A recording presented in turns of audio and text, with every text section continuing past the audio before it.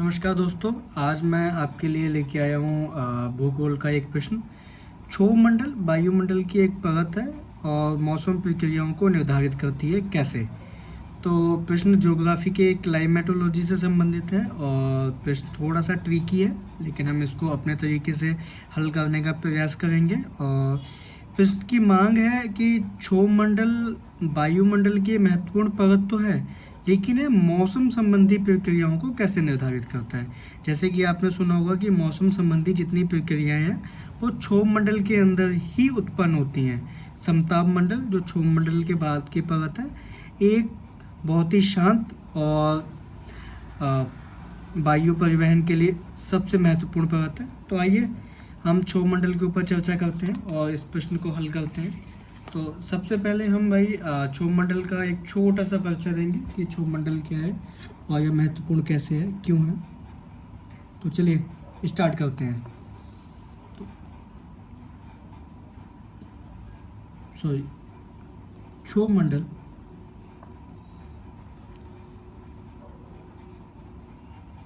वायुमंडल की सबसे निचली परत है। इसकी औसत ऊंचाई औसत ऊंचाई 13 से 14 किलोमीटर तक होती है। यह ऊंचाई विषुवत रेखा पर अधिक तथा ध्रुवों पर कम होती है। कम होती है। सभी मौसमी परिघटनाएं परिघटनाएं इसी मंडल में पाई जाती है। पाई जाती है। तो ये हमारा एक छोटा सा इंट्रोडक्शन हो गया अबाउट क्षोभ मंडल। क्षोभ मंडल क्या है? तो क्षोभ मंडल वायुमंडल की सबसे निचली परत है और औसत ऊंचाई 13 से 14 किलोमीटर होती है। यह ऊंचाई विषुवत रेखा पर अधिक होती है तथा ध्रुवों पर कम होती है। तो आइए अब हम इसका एक छोटा सा डायग्राम बना देते हैं।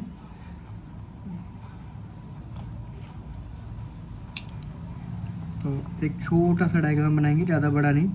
तो ये मेरी हो गई भूपृष्ठ और भूपृष्ठ से ये आया मेरा क्षोभ मंडल। उसके बाद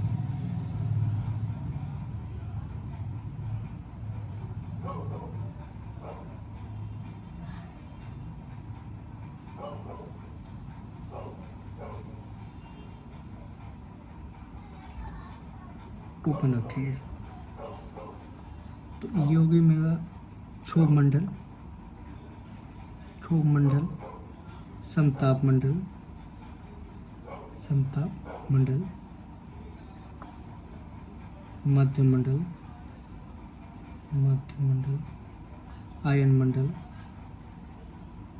आयन मंडल और बही मंडल। ये करीबन 13 से 14 किलोमीटर, 14 से 50, ये 50 से 80,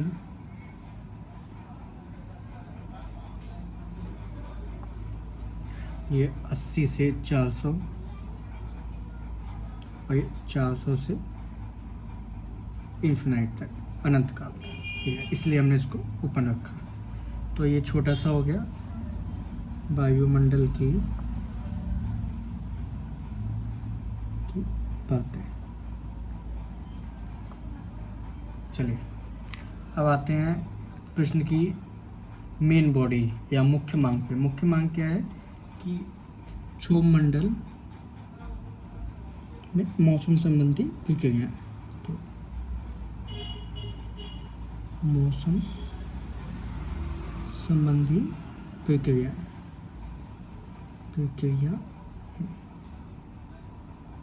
चलिए इसको हम पॉइंटों में लिखेंगे, बहुत ही आसान और सिंपल भाषा में, कुछ भी मतलब बहुत टेक्निकल लिखने की कोशिश नहीं करेंगे अभी।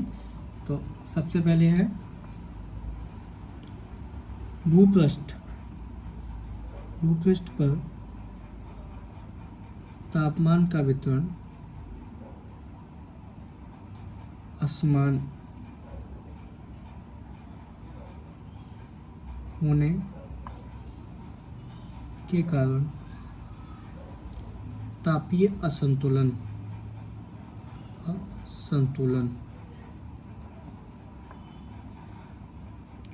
को समाप्त करने के लिए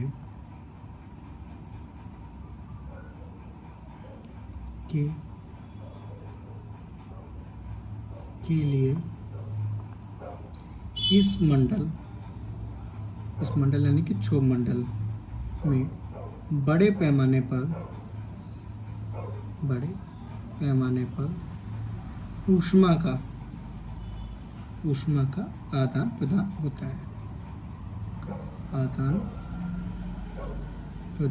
होता है,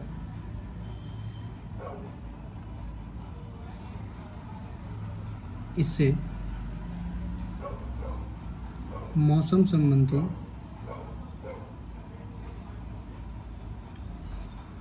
घटनाएं इस मंडल में होती हैं,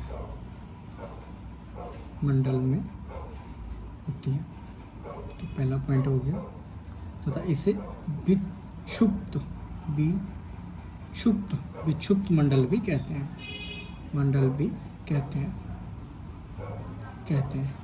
तो भूपृष्ठ पे तापमान हर जगह एक समान नहीं है। अब तापमान एक समान नहीं है तो तापीय असंतुलन बढ़ता है, और असंतुलन को समाप्त करने के लिए क्षोभ मंडल में बड़े पैमाने पर ऊष्मा का आदान प्रदान होता है।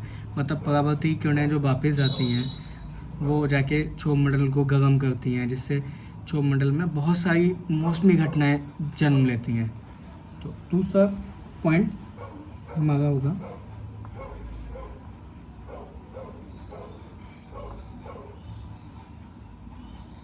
समताप मंडल।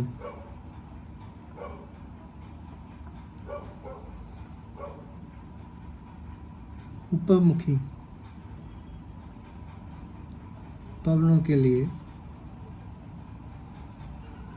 एक अवरोधक का कार्य करती है।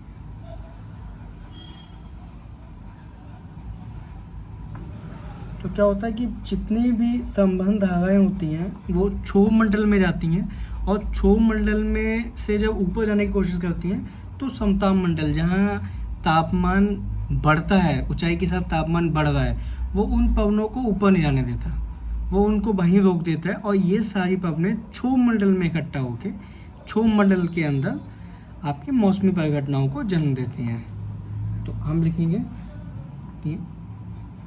संवहन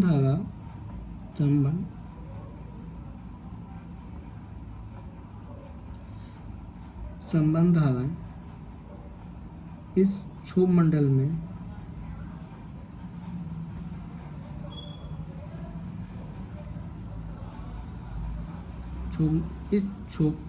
क्षोभ मंडल में ऊपरमुखी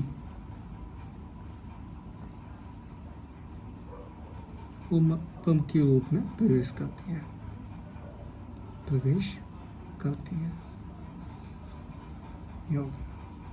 तीसरा है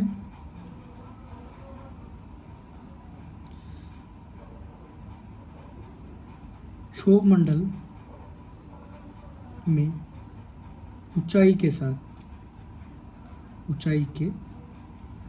साथ तापमान में कमी आती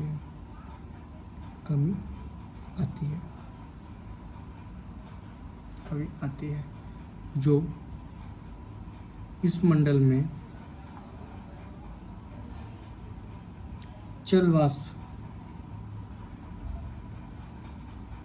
को बढ़ाए रखती है।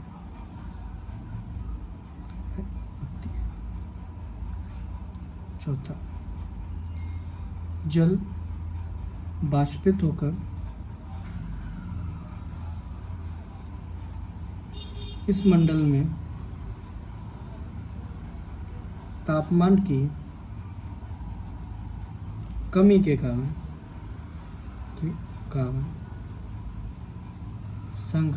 संघनित होकर वर्षा करता है तथा वर्षा तूफान जन्म देता है। 5वां पॉइंट, तो 4 पॉइंट हमने लिख दिया। पहला पॉइंट था हमारा भूपृष्ठ पे तापमान का असमान वितरण। दूसरा, ऊपरमुखी पवनों का अवरोधक समतापमंडल का होना। तीसरा, ऊंचाई के साथ तापमान में कमी।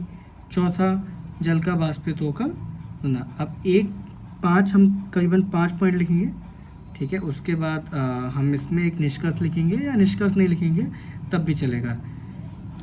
चलें,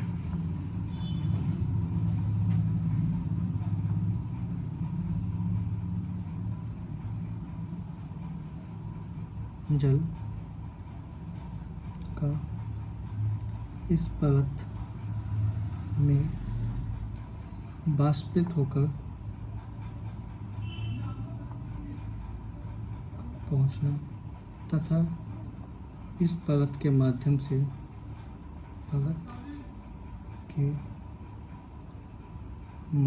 से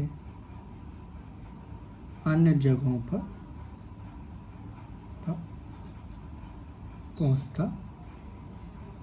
पहुंचता है अन्य जगहों। तो यह 5 हमने मौसम संबंधी प्रक्रियाएं लिखी। और सबसे पहले हमने स्टार्ट किया क्षोभ मंडल का एक इंट्रोडक्शन छोटा सा। फिर हमने परतें बनाई, 4 परतें होती हैं। क्षोभ मंडल, सप्ताह मंडल, मध्य मंडल, आयन मंडल, बहिर्मंडल, 5 परतें। और फिर मौसम संबंधी प्रक्रियाएं हमने लिखी, जिसमें हमने 5 पॉइंट लिखे और यहीं पे हमने इस प्रश्न को समाप्त कर दिया। इसमें निष्कर्ष लिखने की आपको कोई आवश्यकता नहीं है, क्योंकि प्रश्न में कुछ भी निष्कर्ष के तौर पे कुछ मांगा नहीं गया है। प्रश्न की मांग थी मौसम संबंधी प्रक्रियाएं और क्षोभ की महत्वपूर्णता के ऊपर। तो हमने दोनों ही मांगों को पूरा किया और हमने लिखा। आप भी मेरे साथ प्रैक्टिस कीजिए।